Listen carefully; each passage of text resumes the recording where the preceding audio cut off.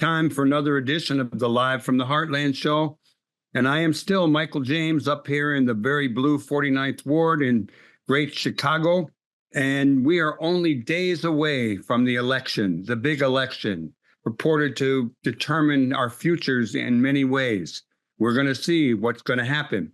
And I thought it would be appropriate on a day like this, with only a couple of days to the big vote, to get two of my most trusted advisors to come on the show after we've all been drinking coffee and listening to the news and reading whatever we can, devouring the stuff, to have a little chat about what we think is going to happen.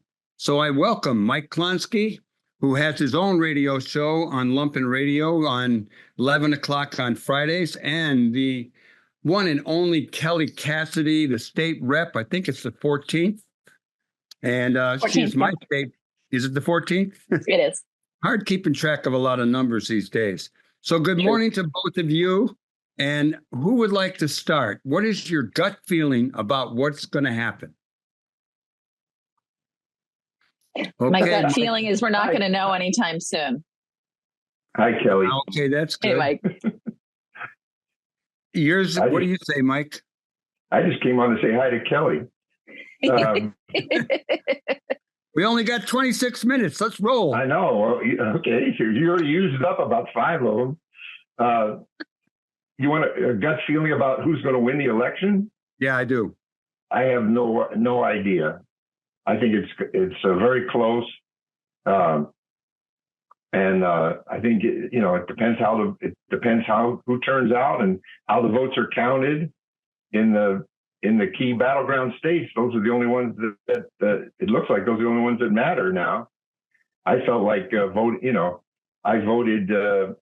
the other day out of it was kind of an existential act out of force of habit, but my vote didn't mean much because Illinois is going to obviously go blue, and but I don't know what's going on in the battleground states, and I'm very worried because I think the Democrats have run a terrible campaign, and it's a matter of, and so have the Republicans. So I think it's a matter of who loses it.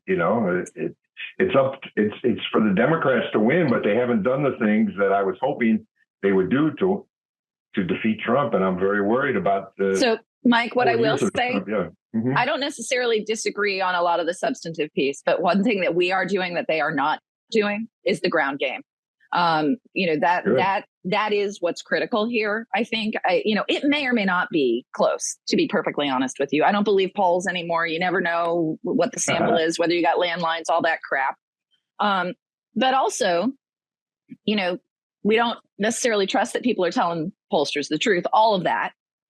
But what I know is that the 125,000 plus doors that have been touched by Operation Swing State folks in Michigan and Wisconsin in this area, with matching efforts in Pennsylvania. I was just in Colorado where they're doing it in Arizona. Like the efforts of folks in states like ours to help out in those battleground states is maybe the secret sauce that they're missing. There is no ground game on the Republican side. They offshored it to Elon Musk, and the data coming out of their results is that people are sitting in coffee shops and lying on their voter file, whereas we truly have been sharing and uploading that data since the beginning of the summer. And so, if we execute GOTV, which, we've got canvases launching on Saturday out of the 49th Ward and out of all over the state, both days. If we execute GOTV, we have something they don't have.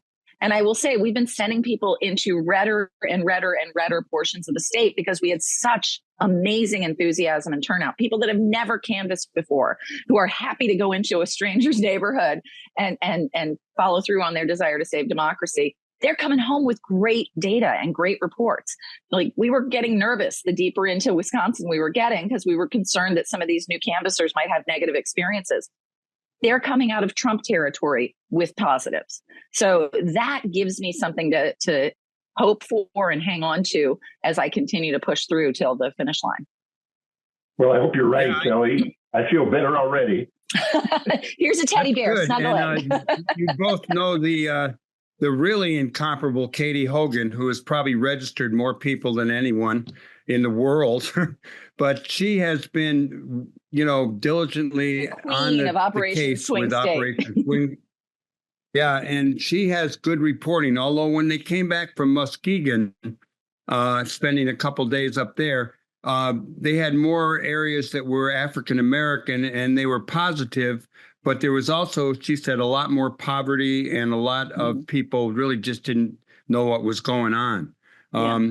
We had a report from Paul Draus last week up in Michigan, and he's been knocking on doors. He said he thinks the turnout will be pretty good. He also said that he thinks the Arab and Muslim vote will be split.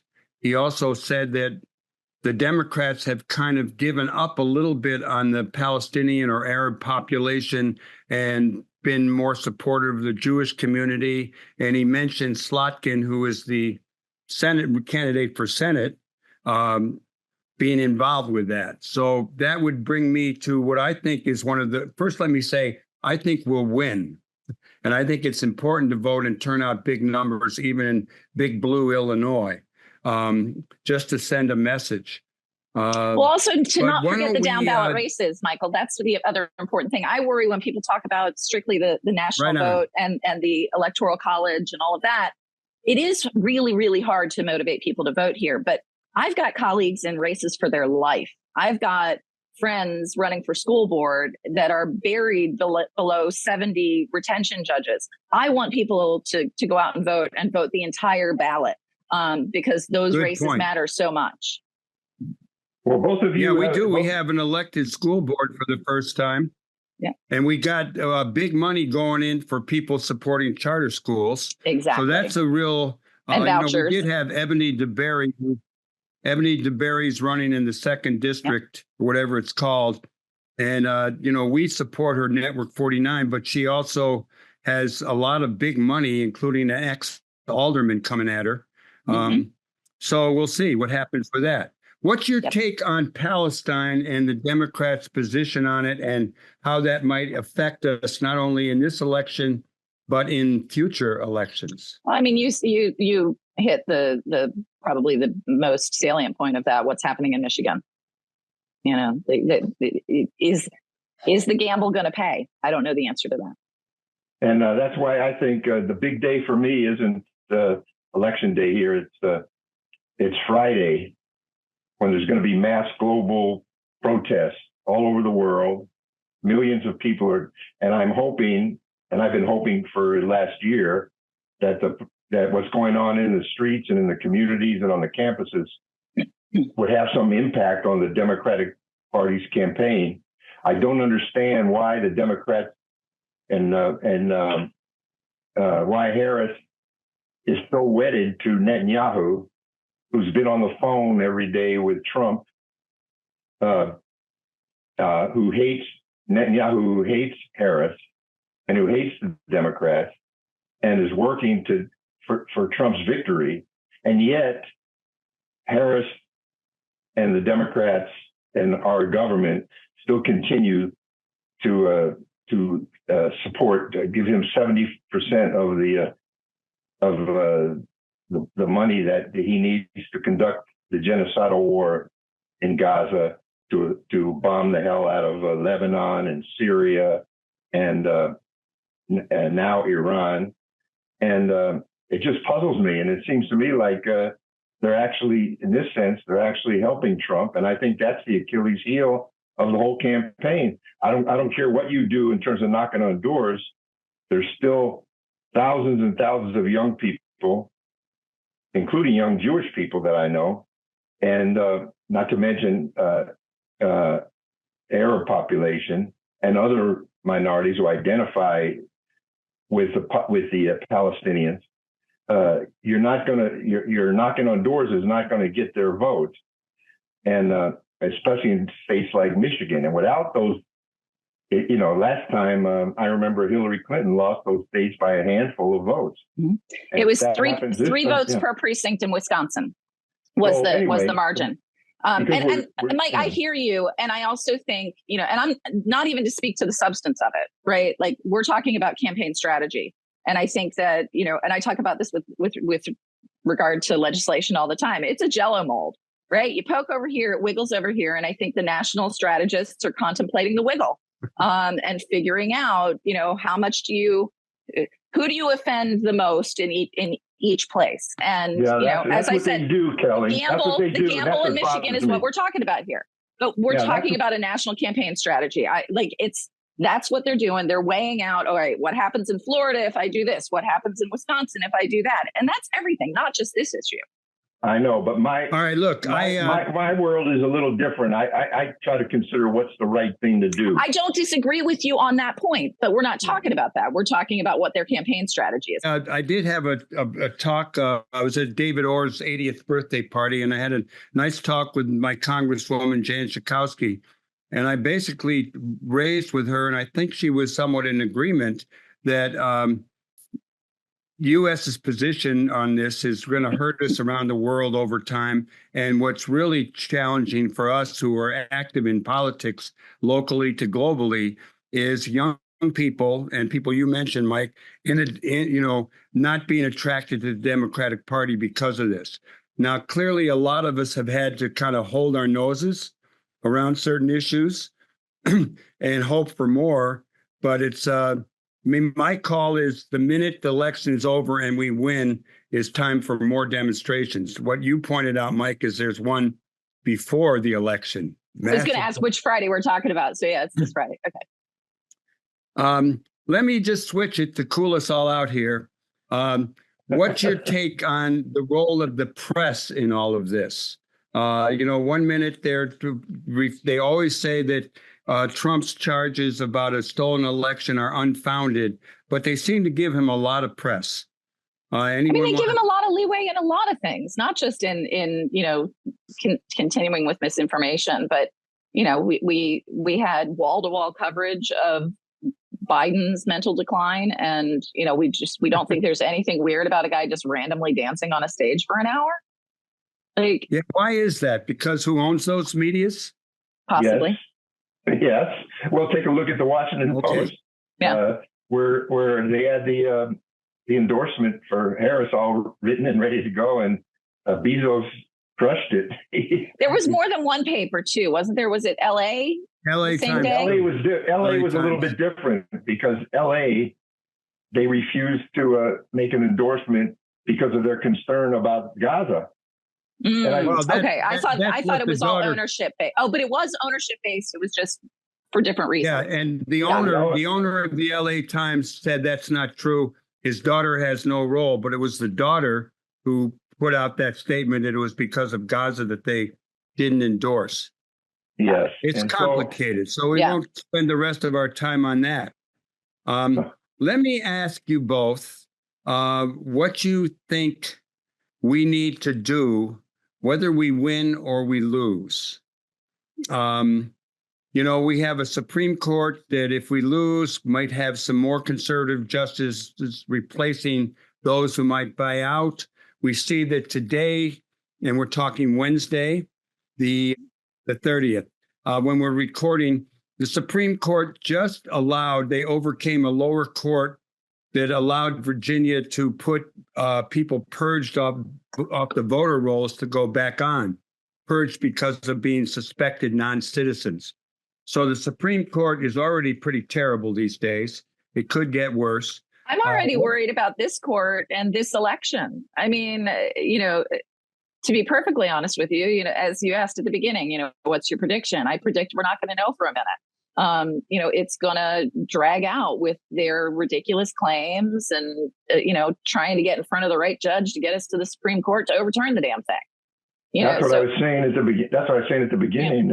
It's unpredictable. This election is unpredictable because no matter what you turn out, you don't know. It's not going to be in the hands of the voters necessarily. Right. What are the shenanigans going to produce? Exactly. Yeah, well, we'll know soon. Yeah. I remember how we waited for days after the last presidential election. And I remember it coming on the radio that Biden had won. I was driving in Evanston. It was a Saturday. So it was like 4 or 5 days later. And I just remember the streets going wild with people honking their horns and waving and stuff. I didn't ever think I'd be rooting for the Democrats as much as I do. I started off. I think we're rooting for our survival. That's true. Yeah, but you know what? I also worry about what's going to happen when the Democrats win, because you say, what are our hopes? My hopes are that they aren't going to continue their drift to the right and become a neocon party, and continue to push out the left and progressives, and not make so many concessions like to the environmental issues, like on fracking and things like that, in order to cater to a handful of Republican anti-Trumpers.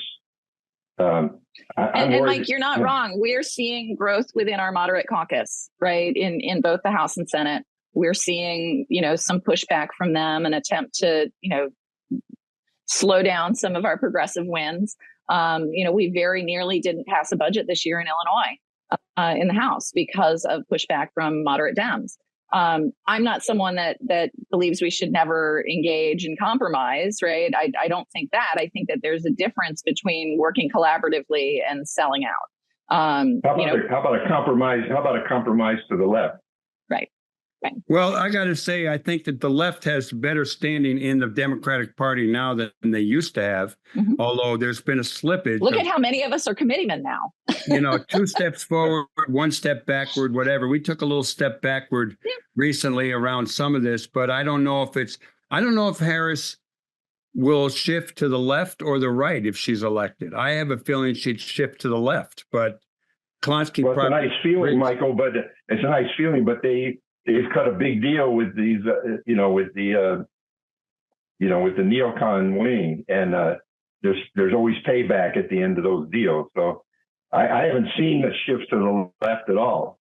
You can't show me where it is. I mean, well, I would say in our city council, in our state reps, Kelly, let me ask you, what are the races at stake down ballot here in Illinois, and who are the progressive members of the state legislature that you work with closely? I know you work with everybody. You're good at that. Yeah. But we've got several folks on the ballot, both, folks that are incumbents facing tough challenges and seats that we're trying to flip. In the flip category, we've got Maria Peterson running against one of the most conservative members of our party, Marty McLaughlin, who's anti-everything. She came really close to defeating the Senate Democratic leader last year. So we have great confidence that she's got a good shot at flipping that seat.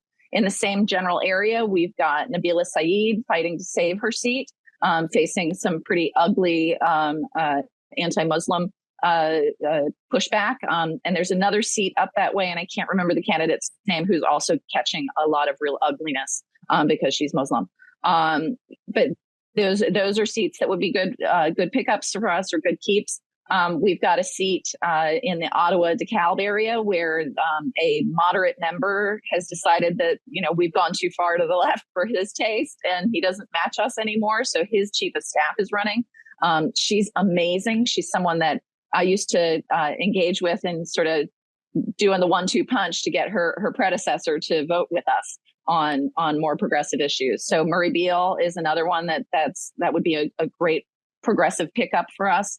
And down in East St. Louis, we've got we lost a seat down there, LaToya Greenwood, and she's coming back for another swing at it. And she's she was defeated 2 years ago by a pretty extreme Trumpy dude, and so we're hopeful to get that seat back. So there's some really great pickups possible. And I'm really only scratching the surface. The speaker is contemplating, we're at 78 now. We already have a supermajority. There's a possibility of picking up, 3 to 5 seats from what I'm hearing. So there are these important races, and I really don't sleep on the school board races. Not only do we want to make sure that we've got a majority over the pro-charter, pro-voucher people, we want to make sure that we're building that bench, because those are the folks that can move up into other seats. In the rest of the state, we frequently recruit from local and smaller governmental bodies like school boards, like library boards. We don't really have that bench here. So this is also a great opportunity to build a solid progressive bench. Kelly, let me ask you a little bit about your take on women's productive rights and their freedoms around the country. I mean, we've been really great in Illinois. I read a report just recently of a woman who had to travel to Illinois. Other states a lot of it's on the ballot, except in Arkansas, where they maneuvered to keep it off the ballot. Yeah. But what's your take on the general? I mean, the Democrats seem to have focused on women's reproductive freedom, on democracy and freedom in general, and have definitely shifted to the center over energy, like, probably a little bit more pro little nuclear plants and a little bit more pro fracking, as Mike pointed out. What's your take on the role of the abortion issue in the election? Yeah, I think that you cannot possibly overstate the importance of this issue, because it's not just about abortion. I think people are really realizing, the impact on the LGBTQ community, on trans folks, like the million different ways that this decision impacts bodily autonomy and people's fundamental concept of freedom, has just keeps coming at us over and over again. And so I think that, the role of that is huge in motivating voters. It has been shown to flip Republican women. And I think that's a big part of the strategy, is looking at those suburban folks. But ultimately, whatever we've done here in Illinois, the wall that we have built to protect bodily autonomy is only as strong as having some control at the national level. Like, if we lose the White House, if we lose the House or Senate, we get a national abortion ban, and nothing I pass in Illinois can do anything to protect us. Little Mary Sunshine, that's me. Let me. Yeah, no, that's good to know. I hope people. I mean, that's the other issue. Just people knowing what's going on and having information. I mean, like I said at the start, we've all probably read a lot of news and listened to news, and we're up on things, but not a lot of people are doing that, or a whole chunk are not.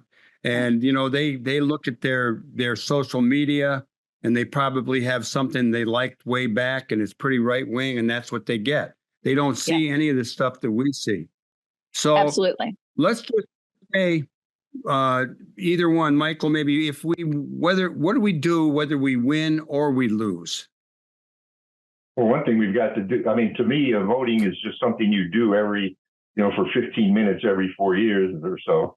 To me, what we've got to do is keep on organizing, especially against the war and the genocide that's going on right now in Gaza. I think we have to remember that the fascist threat is going to be with us whether Trump wins the election or not, and that war and fascism go together like peanut butter and jelly. I mean, you can't really be pro-war and anti-fascist, because they have to. The war comes home, as you and I know, Michael, from '68. The war comes home, and it creates an environment where workers' rights are threatened, where inflation goes crazy, anyway, I don't want to harp on this, but I think we're continuing and building the movement outside, aside from electoral work, is what we've got to do and what we've always had to do. So I'm glad we're voting. I'm thrilled at Kelly's optimism about the election turnout, and I hope keep on doing what you're doing, Kelly, and you too, Michael. And but we've got to keep on staying in the streets, no matter who wins the election. Yeah, no, I keep coming up with slogans to have on my car as I drive through Kansas and Arizona and wherever I got to go, where I have big hopes for a traveling old guy. I want to thank Michael, and I want to thank Kelly. Kelly, I know you're going to be down there working in the state legislature. Mike, I know you're going to be on Lumpen Radio and doing a lot of other stuff. everyone is listening or viewing live from the Heartland, no matter how you're getting it. We're on the left end of your dial. We're also on YouTube, etc. And we will be right back after a short break with our next guest, Bruce Colburn, giving us a Wisconsin election update report. Stay tuned. Okay, welcome back to Live from the Heartland for the week of November 2nd in the year 2024. And my next guest is someone I'm really honored to have on the show. He's a longtime native of Milwaukee, a longtime labor leader, was the head of the AFL-CIO Milwaukee Labor Council. He's done a lot of work, including bringing people to the polls with Souls to the Polls. The one and only Bruce Colburn. Good morning to you, Bruce. Good morning. Glad to be here. Glad to have you. And I'm so glad that our producer, Lynn Orman, somehow found you and suggested that we have you on. We've been having Katie Hogan, who's been involved with the show from its beginning, giving us reports on her trips up to Wisconsin and to Michigan.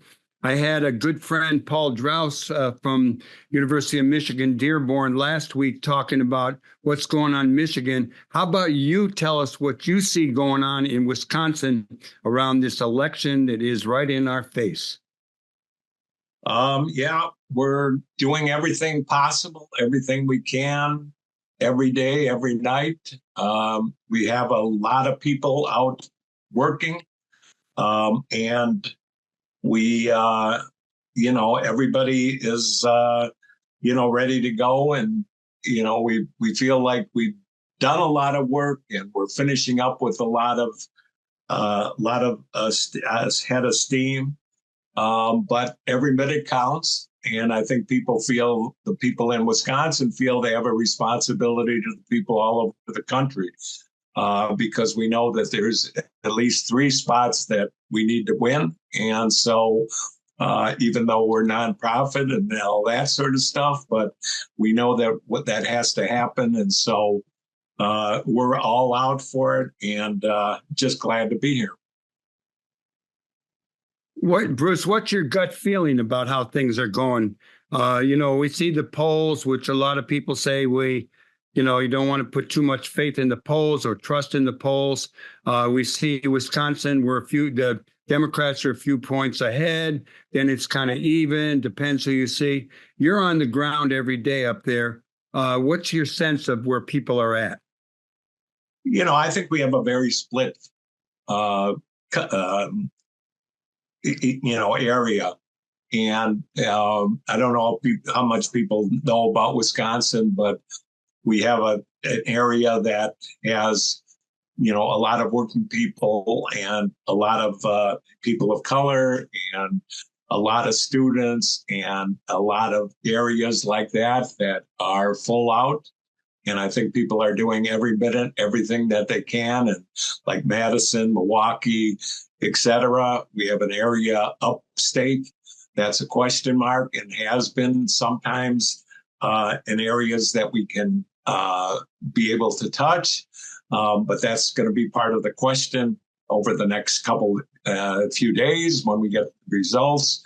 But we're really, working completely, like I said, every day, every night. And what we try to do is, in terms of Souls to the Polls, you want me to talk about that a little bit? Yeah, I'd love for you to talk about Souls to the Polls. So Souls to the Polls had we started about 10 years ago, maybe 11 years ago, started with nothing really.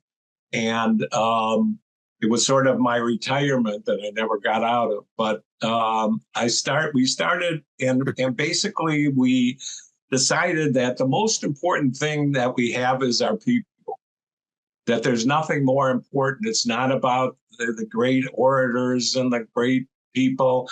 It's really about how do we move people? How do we move ordinary, regular people, and especially focused in the Black community? And what we did is we started with issues. And we started, how do they improve their communities? Because Milwaukee and some surrounding areas, and then as we got farther, just have had a death of trouble and, been hurt because of what's happened in the city and what's happened in terms of jobs going away and that sort of thing. And so we decided we've got to start with that group of people. And so what we did is we started something called Souls to the Polls. And we started with reverends. And we figured, well, reverends are good people. They're interested in their people. They see what happens to them every day. And we started with that in terms of, them getting involved in issues. And first we talked about housing, and housing just is a disaster in Wisconsin, and, took on that issue. Then we expanded, and took on other issues of low-wage workers. And again, the key was bringing forward people. It's not about the experts and not about the people who are getting on the front end of things. It's really about, can you move people? So after that, we then obviously understood that one of the important thing, and only one of the important things, is voting. And obviously, then we came about after doing this for about 2 or 3 rounds. We obviously came about this election.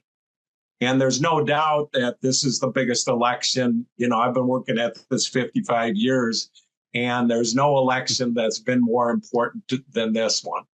And again, we want to do it how we come out stronger at the end. We don't want to just have an election and then we're back to regular things. Even if the better people win, we still have to be stronger than before. And so we then started, in terms of did that in terms of reverence and in their areas, their communities. We then expanded to the issue of young people, and there's just no getting around it. And we have a problem with that in terms of young people who are not especially interested in this election, and especially the young people, who have not had much success or have been really riddled by what's happened in the economy and everything like that. And so we took on a place called MATC, which is a massive 44,000 students, and they're all just about all low income students who are trying to get above, training and everything like that, and went completely into that. And so we, went into that, and we've been doing that for the last 5 months. Again, trying to get them, leaders. We have 15 leaders that we built, and they're doing that all over. There's 4 different places over the community. And again, trying to get, and we've had good success just in terms of the last, we're in the state of situation where we have early voting. And we've had great results in terms of, even surprising, many of us, in terms of the number of new people who've now come out to vote. And so we get statistics every day, and so we feel like we really hit something there. And so, that's the kind of thing we want. We want something that, again, wins this time, that people have their say-so, but also continues, right from the day that we end this election, to continuing to, because if we just let it go, we'll be in the same situation 5 years, 4 years from now. Well, I really like hearing about that. That's inspirational. And I particularly like the part about no matter what happens, so we keep going, and we've got people who are being organized, and that's what you're doing, is really doing serious community organizing and getting people involved, not only for the short range, but the long range. We got a couple minutes left, Bruce, and I'm glad to get to meet you, and I hope I meet you in person one of these days. Let me ask you, for the closing moments, can you talk a little bit about what you see with the role of labor and the labor movement, not only in Milwaukee, but beyond? We had the Teamsters take a position that we didn't really like. We had Teamster locals reverse that, and we're definitely in for Harris. What's your sense as a longtime labor activist and leader in Milwaukee? Well, I think we can't hide anything, and we have to, regroup. we've done a lot of work in labor on lower income workers. And we've had some breakthroughs in terms of, people in terms of jobs that are lower worker jobs. Because, again, Milwaukee and Wisconsin have always been high income labor type jobs, and they're just not there anymore. So I think we've started to do that in terms of to rebuild the labor movement. But we got to be serious about ourselves. We're just starting. If you want to, be true about it, and we have to rebuild from the bottom up. And we've had some successes with people joining unions in terms of that and through these elections, but just generally trying to better themselves. And I think we have to redouble our efforts to do that. And it's not the same labor union that I started with. When I worked at a factory, I worked at all these kind of places. It's much more of a different thing. And I think we just have to dig in and improve on what we've done and started already. Well, we're really glad you're involved up there. You're quite a guy, and I'm glad you came on live from the Heartland, and I will meet you in person one of these days. And keep up the good work for the next few days. Yeah, love to talk to you anytime. And if anybody has any interest, we're always open, and we're ready to go to win this a good election and then go forward. So thank you very much for all the work that you do. Okay, brother, and everybody else who's listening or watching, depending how you get the Live from the Heartland show, stay tuned. We're going to take a very short musical break, and we'll be back with Adam James. I confess he is my cousin. He played football at Northwestern, and he is quite a sports aficionado with a lot of knowledge and insight. And he's going to give us a little lighter tone to the rest of the show with an update on sports. Okay, be right back. Welcome back, all you citizens of the world. Welcome back to Live from the Heartland for the week of November 2nd in the year 2024. We've been talking a lot of politics. We've been talking a lot of the election, which is only a few days away. We've done this for weeks now. We've had people, politicians and analysts, et cetera, coming in. We thought we'd lighten it up a little bit with another sports report from our regular sports reporter, my cousin, the one and only Adam James. Played football at Northwestern. He's a martial artist. He's a filmmaker. He's doing a lot of good stuff in the world. And we're at a time in the season when we have a lot of sports. We still have baseball since last night. We're recording the day after. The Yankees won. We have basketball. We have pro football. We have college football. We have hockey. We have a lot of sports. And we thought we'd ask Adam what he's observing, what's catching his eye, catching his attention, and what he'd like to share. So good day to you, Cousin Adam. Take it away. Hello, everybody in the Heartland. It's great to see you all. Great to see you, Michael. Thank you very much for having me. Yes, it's an exciting time of the year. This is one time that a lot of sports fans really love because you're in the heart of the football season right now. Basketball and hockey have both just started, men's basketball and the hockey season. And then, of course, baseball is at the pinnacle moment right now. We're in the middle of the World Series. There's a chance that when this show is released, we'll already know the winner. It's going to happen either tonight or over the weekend. And it's been a great season. Of course, here in Los Angeles, everybody's been very excited about this Dodgers team. And then this amazing player, Shohei Ohtani, the Japanese player who has absolutely been sensational, did the 50-50 season, the first time ever, 50 home runs, 50 stolen bases, 54 and 59 to be exact.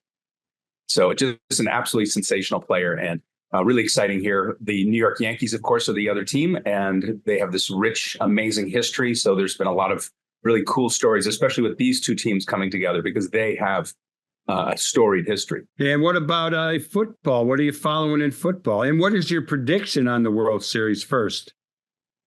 Well, at this point, it looks really like the Dodgers are going to win. I mean, it's going to be a historical comeback if the Yankees could possibly get to a Game 7, let alone win that. So most likely Dodgers. But as you perhaps know, Michael, I was born right outside of New York City, and many of my family members are diehard Yankees. I grew up rooting for the Yankees, even though I lived in Hawaii. So go Yankees. Hopefully they'll come back and win this. But as a as a realist, I know that it's highly unlikely, but still, we're going to keep cheering until the end. You are a Yankee fan? Yes, sir. I thought you might be a Dodger fan. Okay, Yankee Well, fan. really I never liked the Yankees, being a Brooklyn Dodger fan, but I have not liked the Dodgers since they moved to LA. So I'm kind of waiting to see whatever happens. Either way is good. Let's switch to football. I will just add real quickly before we move off of baseball that I do love the Chicago baseball teams. I lived there for many years while I was at Northwestern. Many games I attended, especially obviously the Cubs, because they were just a short L ride down from Evanston and the Northwestern campus. So I saw many Cubs games. Also, I know that you love the White Sox and I love the White Sox, and I'd love to see them come back and be strong again. Both those teams have amazing histories and love to see them be strong again. Yes. So football. How about football? Who are you watching? What's happening? Well, so many amazing stories going on right now in the NFL. First of all, we have the defending NFL champions. They are 2-time Super Bowl champions, and they are undefeated right now. And there's something that's never happened in the history of the NFL, and that is a 3-time champion, 3 times in a row. So this is a historical season possibly for Patrick Mahomes and this Kansas City Chiefs team, especially when you consider the fact that they've had a lot of injuries on that team, and yet they're still playing at a really high level. So watch out for the Chiefs. But then, of course, the Chicago Bears have been having a spectacular season. What a great year so far. Excellent, wonderful young players all performing at a high level. But, oh, my God, what happened to your Chicago Bears last weekend, Mike? Did you watch the game? You bet I watched it. I just went, whatever. Yeah, for people who didn't watch it, there was a Hail Mary pass with no seconds left, and there was a lot of members of both teams down there in the end zone, and lo and behold, the guy who was supposed to watch, one guy wasn't on it, and the guy caught the ball, and the Bears lost the game. Yes. And what about college football? Well, before we get to that Hail Mary, because I don't want to rub it in, but I found it really fascinating to read some articles about the history of the Hail Mary, this pass, this play at the end of the game, because there's some history there. And of course, one of the first times that it ever happened was the Dallas Cowboys against the Minnesota Vikings with the quarterback Roger Staubach. But it was Doug Flutie and the Boston College Eagles who had literally called the play the Hail Mary. That was the name of the play. And they were down late in the game, and they called that play, and Doug Flutie got it done. And as a result, won the Heisman Trophy that year. So, yes, it's an amazing, exciting play. And unfortunately for the Bears, they were on the losing end of that. So you're asking about the next sport. What was the next one? College football? Sure. College football. Because I know that your team, and I've been rooting for them, is not having its best season. They have a beautiful little field, which is already done. They're not going to use it anymore. One more season. Talk about the Big Ten, et cetera. Yeah, so real quickly in regards to Northwestern, yes, they're playing temporarily on a small field right on their campus while the brand new Ryan Field Stadium is being built. They will play there one more year. So next year, if you're into that, go up and see the Northwestern Wildcats playing on that special small stadium right on the lake. Everybody who's been there has been raving about it. Just an amazing game day experience, especially for the students on campus. They don't have to leave campus to go to the stadium. They just literally walk out of their dorm and walk to the stadium. An amazing experience for them. The team itself has been, yes, in a transition this year. Last year, they had a major transition. They had their longtime super successful coach leave, dismissed. A new head coach took over and did an amazing job and was named the permanent head coach after having the interim title for most of the year. And this year has been a little bit challenging as they've had to kind of reevaluate and renavigate. But I'm hopeful for their future. Meanwhile, in the rest of the Big Ten, this has been an amazing year because we have 4 new teams, all from the West Coast, the 2 Southern California teams, USC and UCLA, who have not been playing particularly well. And then you have Washington, who last year were in the national championship game, not playing at that level this year. But you know who is that Oregon Ducks team. And so that's the team that's been absolutely on fire. Number 1 team in the nation right now.